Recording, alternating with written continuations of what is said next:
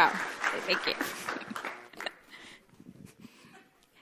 Hey guys, I'm Shambhavi Kadam, and if you find me after the talk, I can explain to you how I made the transition from aerospace into product management. I know it seems totally random, but I swear there's a good story there.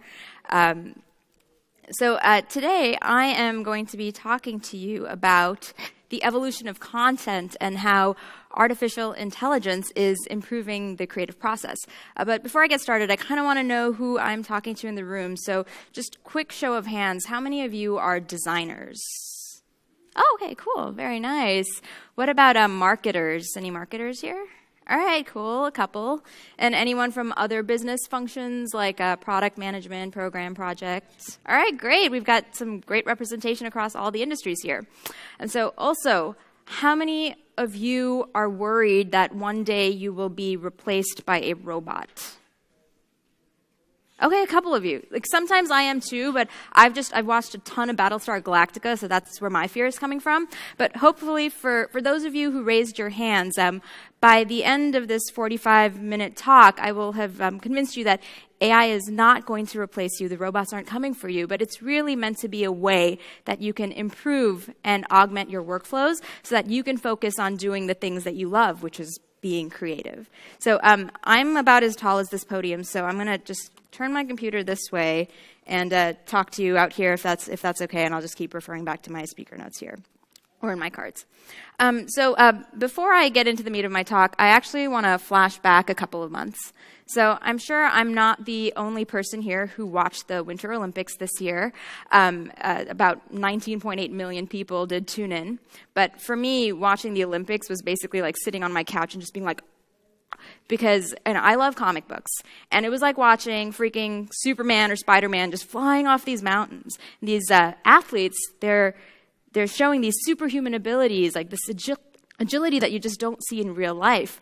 And it just feels like if you were watching skiing and snowboarding in particular, everything was even more mind-blowing. These people were going at 60 miles an hour. They were jumping 20 feet into the air, and they're doing these things that seem really impossible. And it feels like every single Olympics, it's really leveling up. They're doing more intricate and difficult maneuvers. They're jumping higher, and they're going faster. And I really like this picture. It's a picture of freestyle skiing from our stock collection. And freestyle skiing, for those of you who don't know, it combines speed and showmanship and the ability to do these aerial maneuvers while skiing. For someone like me who can barely stand upright while skiing, it's really awesome to watch. And the sport has really evolved over time, and it's turned into slope style, which was introduced in the 2014 Olympics. And slope style has you do these even more death-defying stunts, like doing jumps and maneuvers off of rails and all these other terrain park features. And you're graded on a bunch of different criteria, like, the degree of difficulty, how high your jumps are, how well you perform them, and your personal style while performing all of these things. So judges and spectators, we're also kind of expecting these athletes to jump higher and, go faster. And that's what it takes for them to win gold. So how do these athletes meet those expectations? How are they accelerating their athleticism? It's definitely training for sure. They're doing a lot of training, and I'm sure they have a lot of personal drive in order to jump off those mountains, but there's also a degree of technology to it. So technology is really allowing them to overcome these obstacles that we thought were previously insurmountable. Now, you've got things like VR simulations that help them augment their training sessions, safety helmets that allow them to take risks in a safer way, and even the equipment that they use, the materials that they're made out of and how it's constructed. Skis used to be made out of wood. Now they're made out of fiberglass and aluminum and steel.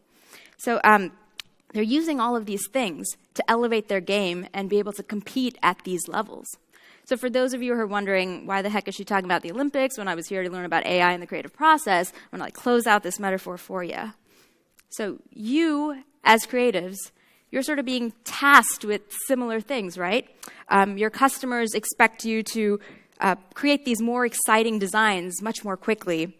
You're judged on your creative style, on your ability to be flexible, your ability to be relevant, and of course, do everything with flawless execution that looks perfect for their customers. And it sometimes can feel pretty daunting, if not impossible, right? And so the good news for you is that just like in skiing, there are advances in technologies that are really helping fuel the next wave of the creative evolution. So at Adobe, which is where I work, we're really committed to the creative process and the technologies that help move it forward. We've been empowering creatives for about 35 years now. It's really a part of our cultural DNA. And our goal is to create software that lets anyone who has an idea or has a story to tell make that vision come to life.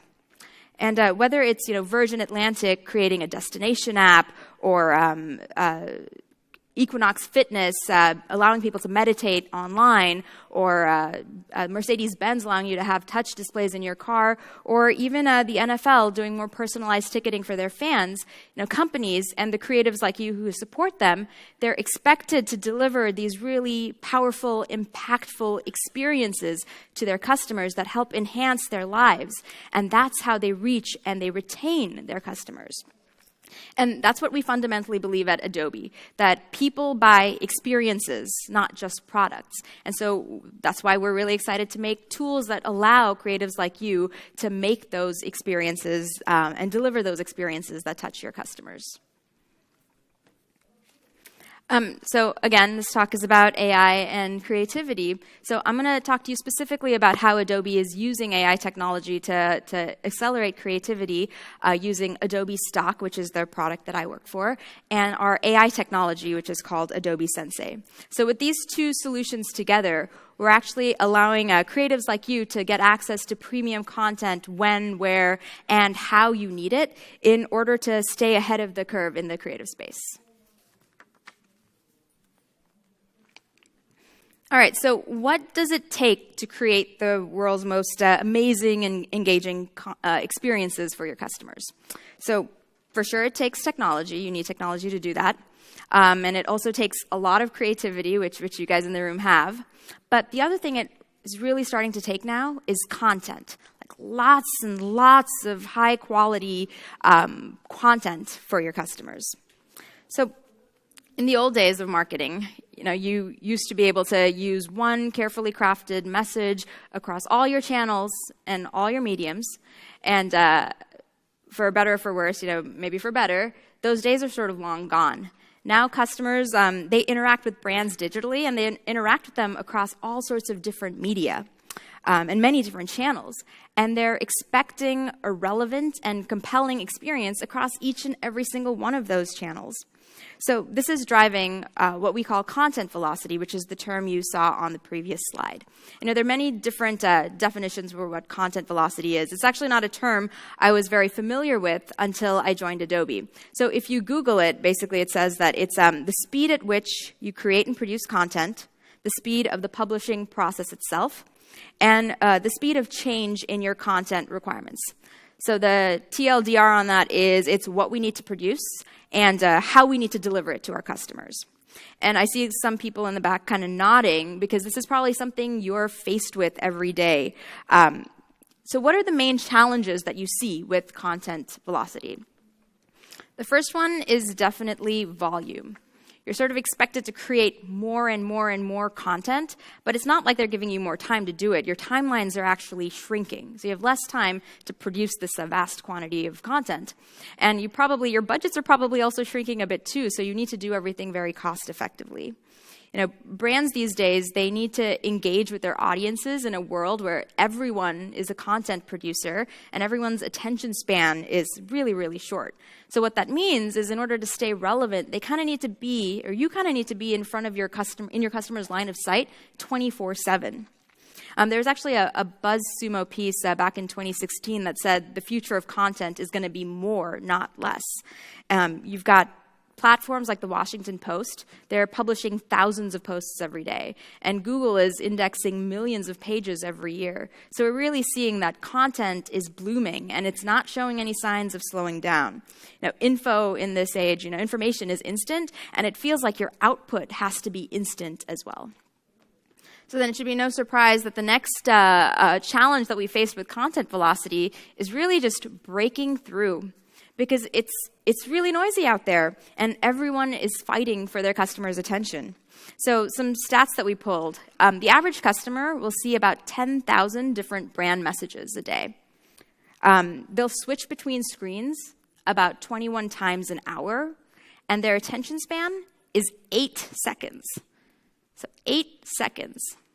In the time it took me to do that dramatic pause, like half of you in this room switched from Twitter to Instagram. Like, your attention span is so short. So you're not just competing on volume. You're competing on creating compelling content that can rise above all the other noise that is out there and bombarding your customers. And, it needs to be high quality. It needs to be relevant to them. It needs to be engaging. And you need to do it in unique and innovative ways because you're competing for their attention across all these different devices and screens. So again, you need access to this high-quality imagery that is timely and topical and emotionally engaging with your customer. Which leads me to sort of the last challenge with content velocity, which is personalization. So there was a study done in 2015 that said by 2018, brands that had fully invested in all types of personalization were going to outsell brands who hadn't by 20%. And so it is 2018 now, and do we think that's true? I'd say, you guys were silent, but I'd say yes, I think it's definitely true. We've got digital services like Amazon and Netflix for whom personalization is the core of their product, right? They've got recommendations for you that are absolutely everywhere. And even retail brands and CPG companies like Walmart and True & Co., they've made personalization a part of their present and their future content strategies. So customers are starting to expect these customized, relevant experiences for them across all devices, across all channels, and at this global scale. So in the old days, marketers, they were just responsible for impressions and clicks. These days, it's actually about numbers and actions. So it's not enough that your campaign is very polished or that your image looks pretty. It has to create an emotional reaction in your customer that moves them to perform some sort of action, for which personalization is incredibly important. All right, so now that I've doom and gloomed us and made everything feel really, really daunting, I'm going to switch things up and hopefully play you a funny video. This is actually a campaign that we did for Adobe Stock. Hey Dan, have you got a sec? Yep. Great, because the client's going to be here really soon. We've got this amazing ad for the new ginger beer. Yeah. Playful, but rough, but also epic, but quite modest at the same time. Do you know what I mean? Great, so if I leave you, in about an hour? Is that enough time?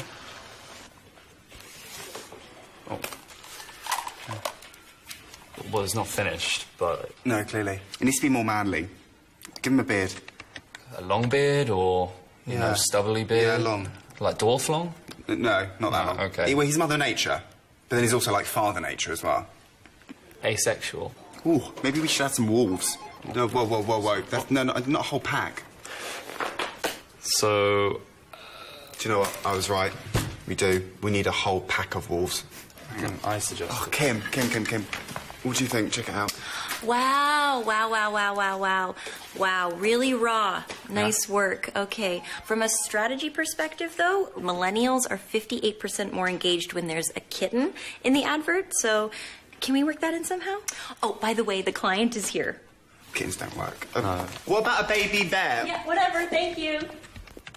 Just a baby bear there. Baby bear there. Right there. Baby bear. All right, okay. 2 pixels to the left. Okay. 2 pixels to the left. Bigger, 10% bigger. All right. Stop. Perfect. Stop. Yeah? Yeah. Great. Done.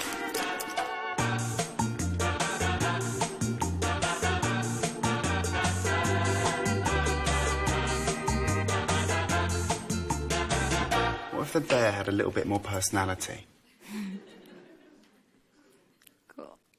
All All right, so basically the point of my talk is put kittens in your advertisements and you'll be really good with engaging with millennials. Thank you for coming. No, I'm kidding. But so how many of you have had to, engage with someone like the hovering art director or similar, or maybe how many of you are the hovering art director or similar? It's a common story, right? You need content at your fingertips. You need to design at the speed of light because the customer is already in the next room, and you need to manage these thousands and thousands of assets within your project. So where do you go when you need to get these assets for your project? Now, if you're like our customers, you probably don't have the time or budget to shoot something yourself or sort of render content on your own. So you're probably going to look to the stock photography marketplaces that are available out there right now and see what you can find there. And if you're like our other Creative Cloud customers, you probably also have 3 or 4 sites that you normally go to depending on what type of content you need. So for example, if you need more lifestyle photography, maybe you'll go to Stocksy. If you need videos, maybe you'll go to Pont5, vectors or illustrations. You have that one place where you'll find some of the assets that you'll need that you'll go to. But the problem with this is it's really not efficient, right? You're going to all these different places. Your assets are scattered across the internet, and that can be time-consuming and really hard to manage. And at the same time, we've talked a lot about how having high-quality, authentic content is important to your customers. It's really hard to find stuff like that across these various platforms. That in itself can take hours to do. And licensing in general is just such a pain in the ass, and I hear this from our customers all the time, whether it's what kind of licenses do I need, or how do I then, you work with a watermarked comp to show your customer and get approval, and then once they approve it, you have to go license the image and then redo all of those things that you did on the watermarked version on the unwatermarked version. So it's incredibly time-consuming, and all of these things really slow you down as a creative. So with these challenges in mind, as Adobe, we felt that we had the tools to help accelerate the creative process and simplify it. And that's why 3 years ago, we launched Adobe Stock, which is the product I work on. We launched it with 2 basic focus areas. One was we wanted to make it a one-stop shop for all the different types of content that you might need. So we have very modern, curated collections from our partners like Stocksy and Pond5 and IM and Monkey Business, to name a few. But then we also unlocked all of this undiscovered content from the millions of creative professionals that are a part of our Creative Cloud community. And so we understand that you have a broad range of content needs, from icons to vectors, videos, illustrations, templates, etc. And we wanted to simplify your workflow by putting it all in one place for easy access, and also making sure that that content was fresh and relevant to you so that you could engage with your customers and make it fit with your brand. The other main focus area when we launched Stock was that we wanted to apply all of Adobe's technology to the product. We've been doing this for 35 years. We really understand the creative process and the creative workflow, and designers are using a lot of our tools like Photoshop and InDesign. And so that's why we felt it was very important to natively integrate Stock into these applications. So you can do things like search and edit and license directly from within Photoshop and Illustrator. And these are time-saving workflows. So again, previously where you download the watermark comp, you'd make all your changes to it and create a mock-up to show your customer, you'd iterate with the customer, and then once it was finally approved, you'd go get the high-quality asset, and you do all those things again on the high-res version. Now you can just license the watermarked version from inside Photoshop, and all those changes, all those edits that you made to the watermarked version are preserved in the unwatermarked version. So it really saves you a ton of time. Over the 3 years that Stock has been live, we've really been evolving the product. We're now at more than 100 million assets, from templates to videos to 3D models. And we want to help you understand the trends in the digital market space. So what type of content is really going to resonate with your customers, so you can better forecast your content needs and better evolve your content strategy. So we actually publish a visual trends report to help you do that. And we've also created a premium collection. This is a collection that has really authentic, high-quality, unique photography that has a natural and genuine feel to it. So this is an example of a search from our premium collection. And these are images that you could use as is because they really do have that emotional impact, or you can put them in the Adobe tool of your choice and modify it to apply your personal style to it. So Obviously, if I hadn't told you this at the beginning and throughout this presentation, probably very clear that I work for Adobe Stock right now, and I really love this product. But one of the other things that we hear a lot from our customers is licensing is a huge issue. How do I license things? How do I get the type of license that I need? And to be honest, when you're working on these projects and you have these hard deadlines and you're trying to make them creative and unique and appeal to your customers, the last thing you want to be worrying about is, oh God, do I have the right license type for this file? So Stock does offer some very unique indemnification and rights management and licensing features that have made us one of the leading choices for global brands and agencies. So again, you don't have to slow down your process to check on rights. But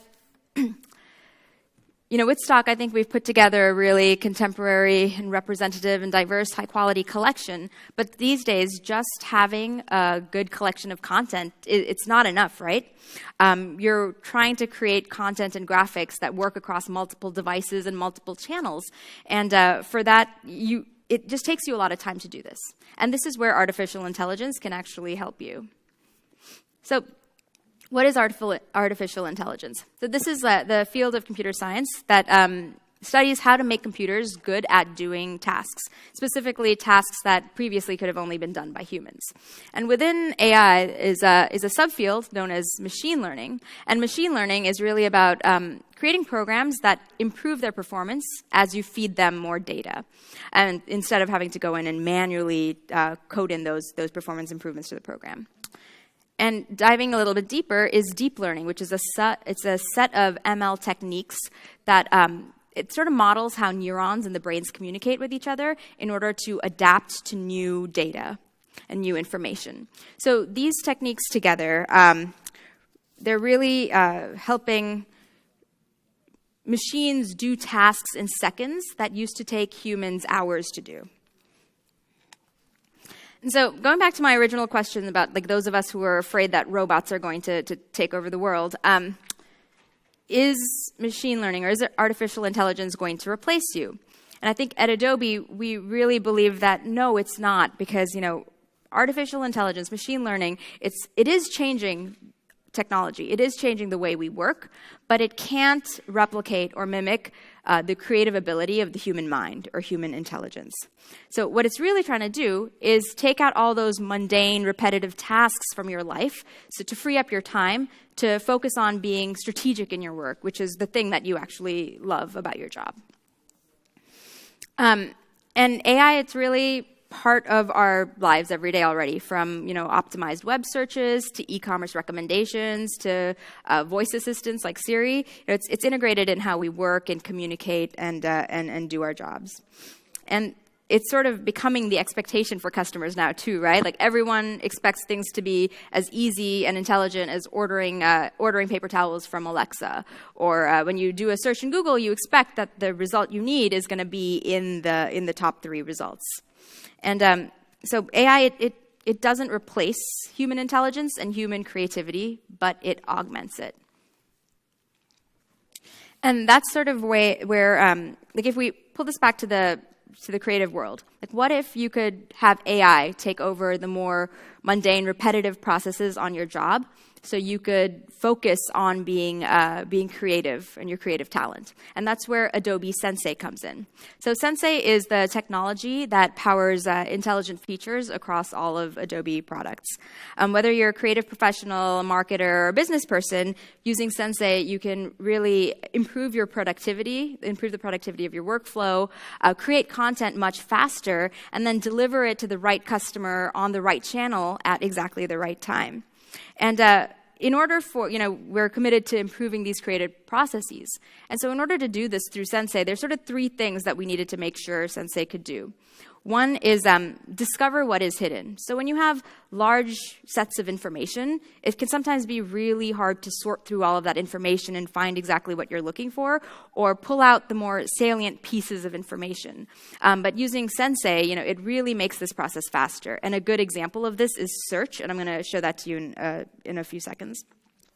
The other thing it needs to do is accelerate what is slow. So the more time-consuming, repetitive, click-monkey-based parts of your workflow, it needs to take those and automate them so that you can focus on being creative.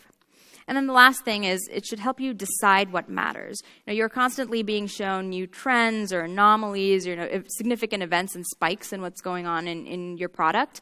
And imagine if you could have AI synthesize that information for you rather than you having to go in and do it yourself, and give you recommendations on what might work or what to optimize so you can better prioritize your decision making. So Sensei, we've trained Sensei to deeply understand a lot of digital content, from images to videos to animations, illustrations, and even documents. And some examples of this are Sensei can ID and automatically tag images. So using machine learning and deep learning, we can analyze an image that you give Sensei and understand what the different objects and terms are in it, and tag it with keywords or key concepts. And this really saves photographers who are uploading thousands of images from photo shoots time, because they don't have to manually go through and tag every image. Sensei is doing it for them. And it also helps you with selecting subjects from images. In Photoshop, if you've ever had to go and mask something, sometimes it can be a very daunting task. But Sensei is able to understand the subject from the background, and so something that used to take a very long time now just takes a few seconds to do. And lastly, it can help you with summarizing text, which is something I would have really loved when I was in school doing book reports. It can read large quantities of text and understand conceptually what it's talking about and synthesize it down. So it's like taking a 500-word paper and synthesizing it down into a 100-word executive summary. So I've told you a lot about what Sensei can do, but now I actually want to show you what Sensei can do. And I was hoping to do these demos live, but I'm having some trouble VPNing in. Let me see if you can see that. All right.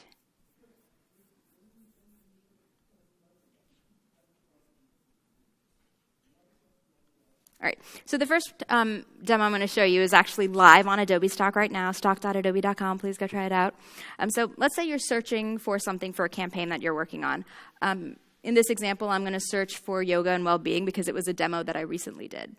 You're going to get a lot of results that come up. There's about 65,000 different images that are associated with this query. But how do you filter that down?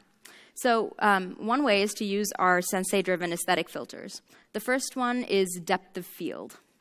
So if you crank up depth of field, and for those of you who aren't familiar, depth of field is when the subject is in focus and the background is a little blurry, you start to see more images that have that aesthetic to it. The subject is in focus, or some part of the image is in focus, and the non-specific parts are a little bit more blurred. And that's a concept that's very hard to articulate to a search engine that you're looking for. The other filter you could use is our vivid color. So if you wanted things that were more muted and earthy, you can crank down the vivid color filter, and then you start to see things that are much more muted. But then let's say you want things that really pop, you can crank it up, and then you see things that are really more vibrant and pop a lot more. And so these are great ways to not have to describe in words what you're looking for aesthetically. And another thing you can do is actually called visual search. So let's say you find an image that you like, but you're having trouble describing. You want to find more like this, but you're having some trouble describing what exactly it is about this image that you liked. So what you can do is you can grab it. So I'm going to grab this image of the women with their hands in prayer pose and drag it directly into the search bar, and then you start to see more results that are very similar to that. So again, it's allowing us, because we're very visual thinkers as creatives, it's allowing us to do searches in these more visual ways. So I want to tie it back to my Olympics metaphor for a second. I'm going to look for some snowboarders. And there's also, it'll pop up, it's a good variety, different things, but I obviously love tricks. So I'm going to grab that image of the snowboarder doing a trick, and then it starts to show me more images of people flying off the mountain. So the next demo I want to show you is actually it's still in our lab, so the technology isn't live yet, but you'll get a sneak peek of what it looks like, and it's called selective similarity. All right, so this is my canvas, and I'm going to grab an image from my mood board. Specifically this image of a woman who's sort of jumping, and she's got a little ribbon floating behind her. And just like the visual search, It's starting to show me results that are similar to that. I get that. But let's say it's really the jump action that I'm interested in. That's what I like. I can add a mask around the woman and the jump. And now Sensei is going to show me more images that are just about the jumping pose, which is really cool, right? So you don't need to describe exactly what she's doing. You can show Sensei what it is that you want. And so now I'm going to grab another image from my mood board that I liked, which was a picture of a family kind of running on the beach. I'm going to open that up, and I want to see if Sensei can kind of merge these two images together. And so now, as you can see, I'm starting to see more pictures of multiple people sort of jumping on that beach. But now, let's say it wasn't really the number of people that I was interested in. It was more the beach aesthetic. I can go put a mask over just the beach component of the second image. And now it's going to combine the jump with the beach, and now I see more individuals sort of doing that jump. And so again, I haven't had to type anything in here. This is just purely using visuals and selecting parts of the image that I liked, in this case the jump and the beach, that Sensei was able to conduct a search for me. And so, but let's say I've changed my mind again, and I kind of think this ribbon is pretty cool. So I'm going to go add it back to that original mask that I had of the woman jumping. And now you start to see, now it's pulled up results that have a very similar aesthetic with the fabric trailing behind her while she's on the beach.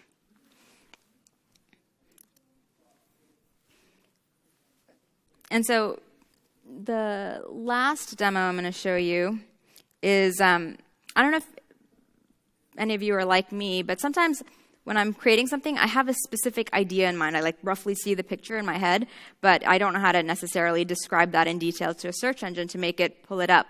So what if I had a way of sort of roughly telling it what objects I wanted in the image and where I wanted them? And that's the idea behind our concept canvas. So again, what I'm going to do is I'm going to go search through our directory of objects here. First, I'm going to search for something simple like a face and drop it into the canvas. And there you see I start to get more results of faces, which is good. But maybe I really want the face positioned in a certain part of the picture. So I'm going to drag it more to the right. And now you'll see it'll update the results. So now you see faces that are more positioned on the right side of the image.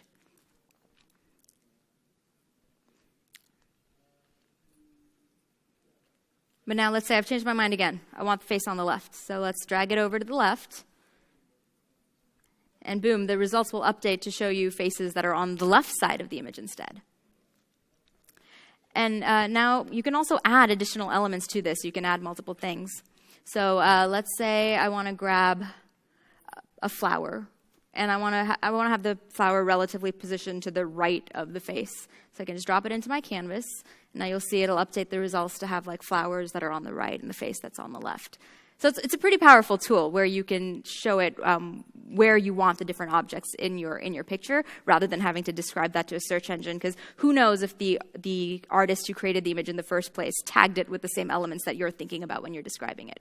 So I'm going to come back to my Olympics metaphor, and I want to see some people skiing on mountains. So let me grab a mountain, and let me also grab a skier. And so I want to see some people skiing down a mountain.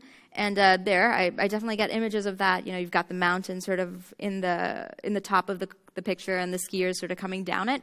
But you know me, I like my tricks. So I want to see skiers flying off this mountain. So I'm going to move the skier to the top, and I'm going to move the mountain all the way to the bottom. And now you see the results have updated, so now you see more skiers that are coming off the mountain. And if I exaggerate it just a little bit more, and more of the results now have skiers in the air above the mountain doing these tricks, or standing at the top of the mountain. So that's another really cool tool that you can use to tell the search engine visually what it is that you're looking for, rather than having to tell it in words what you're looking for. All right, where's my mouse? There it is. All right, so just really quickly to wrap up before I open it up for some questions from you guys, Sensei has some really powerful tools, especially around search, that can save you a lot of time in your workflow. And really, expectations for you are very high as creative professionals. Your clients want better quality projects, and they want them done faster. And you really need to be able to meet these expectations in order to be competitive. But with the Adobe Stock combined with Sensei, we think you can meet these expectations and do it well. Stock gives you this great primer with which you can create content. And Sensei will allow you to do your job better and faster and more strategically so that you can focus on doing what you love. And, finally, just like in the Olympics, those tricks are scary. AI is scary. It's new. It's changing the way that we are working for sure. But I encourage everyone to think about it not as a tool that's meant to replace you, but something that's meant to help you do your job, to remove those more monotonous, repetitive, boring tasks that are a part of your day and end up taking a lot of your time, that prevents you from really being able to think strategically and do what you love. So AI is really meant to free you up to create. So what I invite you to do now is go to stock.adobe.com. Please check us out. It's a product I work on. And also, if you want to learn more about Sensei, go to adobe.com/go.sensei, and you can get more information about that. And with that, I'll open it up to any questions you guys might have. How much time do we have? Oh, okay, great. If anyone has any questions, go ahead, sir, right here.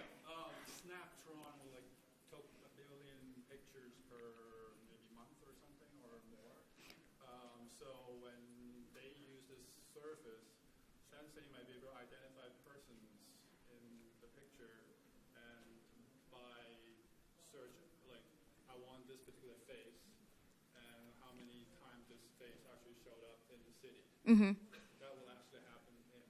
That is definitely something that Sensei could do. It's actually a technology that we're working on, like face recognition, so that you'll be able to see what face is appearing in the picture and where it's appearing in your different photo shoots. Cool. I think there was a question behind you.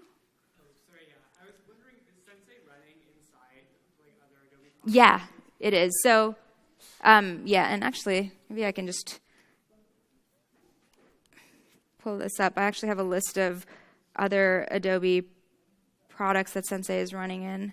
So I think some obvious examples are in Photoshop. I don't know if you've seen the liquify feature, the face aware liquify. What it allows you to do is it knows the facial features, and it allows you to kind of move them around to change someone's expression without distorting the face. So that's a Sensei-driven feature. Obviously, I showed you visual search and the aesthetic filters in Adobe Stock. There's also a feature in Premiere Pro that allows you to scan the footage and find good loop points or transition points in your interview to make compiling clips a lot more seamless. And beyond that, there's a huge list of other things that are already Sensei powered. Like in Lightroom, photo search is right now driven by Sensei. There's a lot of things in the Capture app. Obviously Photoshop, Typekit. If you've ever done the match fonts feature in Photoshop, that's Sensei driven. So I think if you go to the link, it'll show you a list of other Sensei driven features across Adobe products. Hey, right here. Yeah, so for accessibility purposes, is it possible for Sensei to automatically create the description for photos or stuff if you're working in accessible in PDFs or in design documents?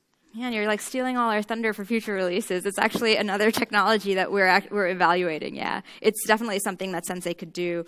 I mean, I think of the example I gave you earlier. You can analyze images with Sensei to find keywords in it, but also key concepts, and those would be things like understanding the description. So, man sitting in a chair in a large conference room asking a question. It could understand the context of an image and spit back a sentence like that. Right here. Is there a way to teach Sensei kind of our preferences in terms of say we like to use tools to have that show up more often or on top if we wanted to? That's actually definitely the goal, right? Is we want to also learn your workflows and your habits so that we can like surface the right tools for you. Or maybe another example would be, let's say you're working with a brand that has certain aesthetics that they tend to prefer. That's certainly something that Sensei could learn and start surfacing to you as like images or aesthetics or tools that would be more relevant to the brand that you're working on. So it's definitely something that it could do. Sorry, this light is really blinding me, so I don't think, if anyone over there is raising their hand, just like flap it a little bit more wildly. But in the meantime, I'll keep taking questions here. I think there was one here. Yeah, go ahead. Related, is there an ability to kind of toggle between preferences if you're working with different brands? Oh, that's a good question. I'll chat with the Sensei team, but I'm pretty sure that would definitely be a functionality that we'd want to enable, right? You're working on multiple projects for different people, so it's certainly something we would want to build into that feature. Anyone else? Yes. Mm-hmm. Let's say there's a block, a whole table of Lego pieces. Mm-hmm. I have something already built. I put the AR over it. Sensei will understand how many of this block has built this thing, and then search for any kind of blocks in that whole pool to realize that I can actually build exactly the same thing from that pile. Oh, this is great. You guys are giving me such great ideas for products. So I haven't seen an AR demo yet, but that's not to say it's not being worked on. Adobe has a giant research team, and they're basically cranking out different ideas, and I know that AR is one of our focuses as well. So if you come find me afterwards and give me your info, I can go check on that and see if it's something that we're working on. Yes? You mentioned that Sensei has the ability to recognize objects in pictures and mask them. Is there any way to have a pre-masked image right out of Adobe Stock, like a Photoshop image with a mask already around the subject that I want?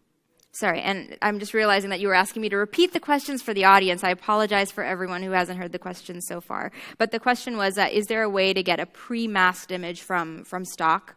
Correct? So there should be, and that's a great idea. I'll go take it back to the team. Yes, in the back. Stock and AEM, yes, there should be planned integrations there. I don't work on that side of the house, but again, if you come and chat with me after, I can get your information and put you in touch with the right people. And the question was, I forget if I repeated it. Oh, there, someone flailing wildly in the back. Stock work with, say I'm working with a client and they provide images. Mm-hmm. Does that integrate in Stock? You know, it currently doesn't, but that's actually a request that I get a lot when I come and do talks. So it's certainly something that we're looking into. You can upload images from clients to your Creative Cloud libraries if you want to store them there. Could Stock and Sensei then sort of use the same AI that it does with Stock photos with provided images from clients? I think it's certainly an extension that we could look into once you've got images uploaded from your clients. Cool. And it looks like I'm out of time for questions, but I'll hang around for a little bit, so if anyone has anything else they'd like to chat with me about or just want to come up and say hello, please do. But otherwise, you guys have been fabulous. Thank you for coming.